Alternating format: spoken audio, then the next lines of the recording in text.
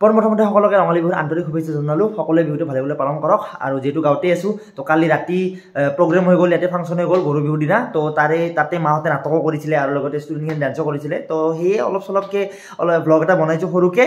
তো ব্লগটো চাওক, এনজয় কৰক, আৰু ভাল লাগিলে লাইক কমেণ্ট শ্বেয়াৰ কৰি দিব। দিয়ক আৰু বেছি কথা নকওঁ, ব্লগটো চাওক এতিয়া, এনজয় কৰক। হেল্ল' বিৰাম নমস্কাৰ স্বাগতম জনাইছোঁ মই ইউটিউব চেনেললৈ আৰু এক নতুন ভিডিঅ' লৈ। তো আজি হ'ল গৰু বিহুৰ দিনা ফাংচন হ'ব গাঁৱতে। তো আপোনালোকৰ লগত শ্বেয়াৰ কৰিম আজি যিহেতু প্ৰথম দিন। আমাৰ মাহঁতে নাটক কৰিব, নাটকৰ মানে ছেটআপটো মানে কি, নাটকৰ প্ৰথমতে ড্ৰেছ কৰি আছে, ড্ৰেছখিনি আমাৰ ইয়াতে কৰি আছে। আৰু নাটকখনৰ নাম হ'ল ভগৱানৰ বিলু। আমাৰ ঘৰত মেকআপ কৰি আছে বা আৰু মায়ে, তাৰমানে মা হ'ব বামুণ আৰু বাইদেউজনী হ'ব শিৱ বাবা। তো দুজনী ইয়াতে মেকআপ চেকআপ কৰিব আৰু বাকীখিনি তাতে কৰি আছে। তো বাকীখিনি মই বেক চাইডত যাই কিনে দেখাই আছোঁ। আৰু সৰু সুৰা প্ৰগ্ৰেম কিছুমান আছে, গায়ক চায়কো আছে, গায়ক চায়কলৈ নাথাকোঁ বাৰু। আমাৰ প্ৰগ্ৰেমখিনি দেখাম আৰু দুটা গ্ৰুপ ডান্সো শিকাইছিলোঁ আৰু লগতে ডান্স কম্পিটিশ্যনৰ মানে ষ্টুডেণ্টৰ 3জন মানে নাচিব আৰু। তো সেইবিলাক সৰু সুৰাকৈ আপোনালোকক দেখাম। তো বলক আগতে আপোনালোক প্ৰথমতে দেখাই আছোঁ মেকআপ চেকআপ কৰিছিলোঁ তাকেলৈকে। বামুণ ৰেডি, মহাদেৱ ৰেডি আৰু বাকী ক'ত চব তাতে ৰেডি না?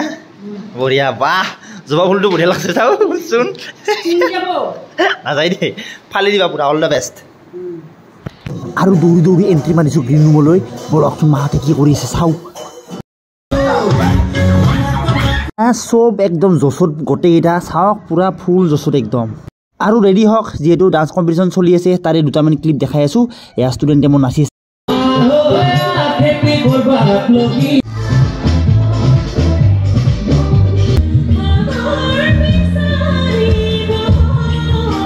আৰু 4টাৰ পিছতে মাহঁতৰ নাটকখন ষ্টাৰ্ট হ'ব।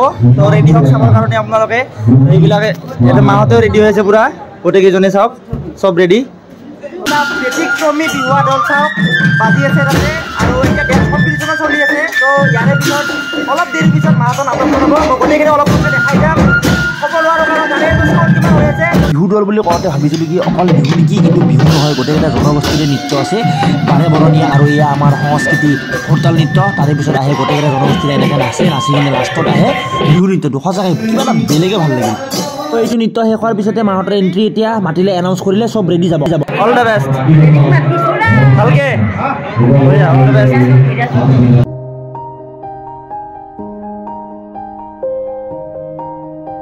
এতিয়া ৰেডি চব, অল ছেট, গোটেইবিলাক ৰেডি।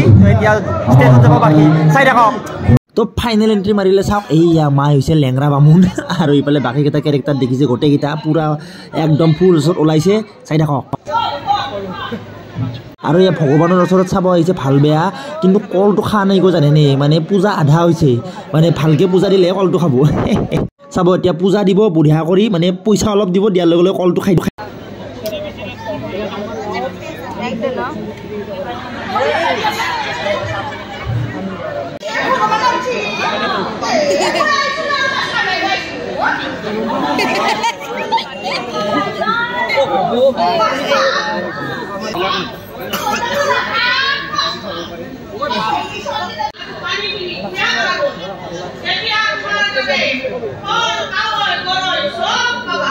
আৰু এইবাৰ মাৰ ডাবুল কেৰেক্টাৰ, আৰু এইবাৰ মায়ে এণ্ট্ৰি মাৰিল পুৰা মদাবীৰ ওপৰত। চাওক একবাৰ কি অৱস্থা ৰে, চাহাল।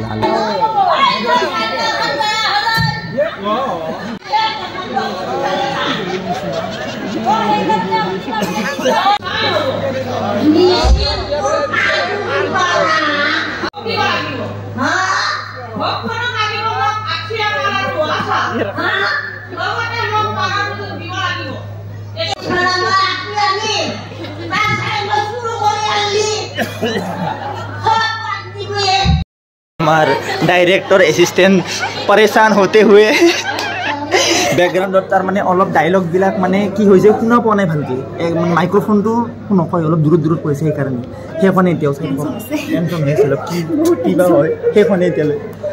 আৰু লাষ্টত আহিল ক্লাইমেক্স। এনেকৈ ধৰা পৰে ভগৱান, যে ভগৱানটো ভুৱা আছিলে।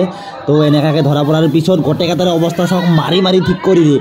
তো লাষ্টত এনেকুৱা অৱস্থাই গোটেইকেইটাই। মেছেজটো এইটোৱে আছিল যে অন্ধবিশ্বাস কৰিব নালাগে, সেয়ে আৰু।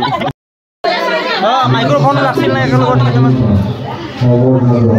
এনেকুৱাকৈ সৰু সুৰাকৈ নাটকখন কিবাকৈ কৰি শেষ কৰিলে। চাউণ্ডৰ প্ৰব্লেম আছিল অলপ, বাৰু যিয়ে নহওক কমপ্লিট হ'ল। আৰু এয়া বাহিৰৰ দৃশ্য দেখিছে, চব একদম খাচাখাচ ভৰপূৰ অডিয়েঞ্চ, আৰু এনেকুৱাকৈ দেখাই কিনে এয়া প্ৰগ্ৰেম চলি আছে বাকী। তো এইবিলাক আৰু নাচাওঁ, টোপনি লাগছে, যাওঁ ঘৰত যাই ভাত চাত খাই বঢ়িয়াকৈ শুই থাকোঁ। দিয়ক আৰু বলক ঘৰত যাওঁ।